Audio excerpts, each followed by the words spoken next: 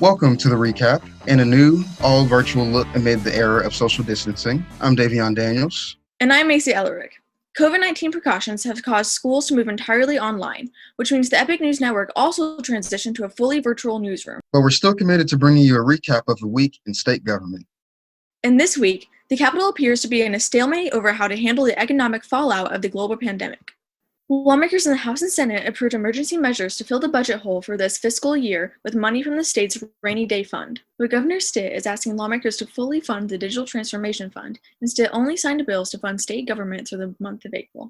To explain the political battle, here's ENN's Kenzie Watson.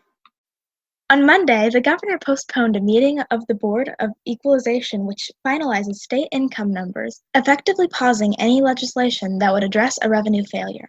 In a statement about the dispute, Stitt said, "Where I grew up in Oklahoma, your word is your bond. That's no different at the Capitol.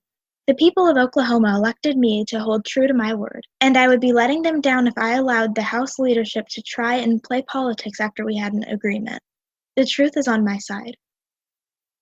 House and Senate leaders from both parties disagree. Lawmakers said the governor should sign the 3 bills that were passed because the cuts the governor wants restored represent 0.0003% of the entire budget. In a statement, House Speaker Charles McCall said, "The House and Senate remain united by our actions to swiftly stabilize the budget and call on the governor to finish the job. Further legislative action is not needed when a stabilized budget is already on the governor's desk." Lawmakers in both parties have said the governor should approve what was passed, and point out they've also given the governor extraordinary power to address the health emergency. Thanks, Kenzie.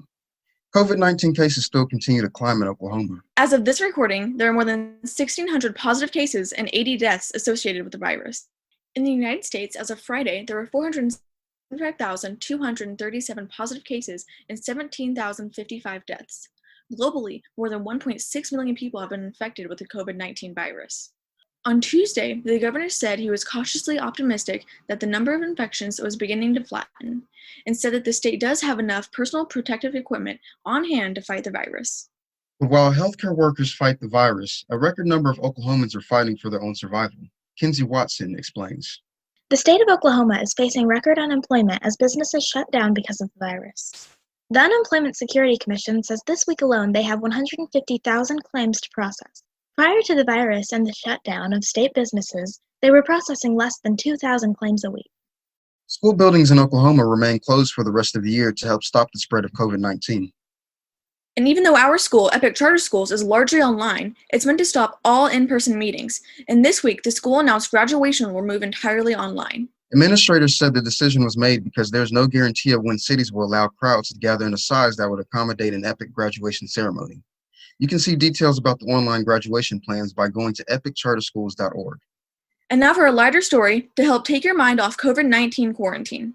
This story was shot prior to any quarantines. Here's ENN's Grace Ann to show us the effort to record Oklahoma's once abandoned history through photographs. Once forgotten buildings get the most memorable makeover. I originally started it because I like to take pictures of old abandoned houses and places. Oklahoma photographer Amy HEDGES combined her love of history and photography to create Forgotten Oklahoma. The popular social media group started off with HEDGES posting some of her pictures on Instagram, and it took off from there.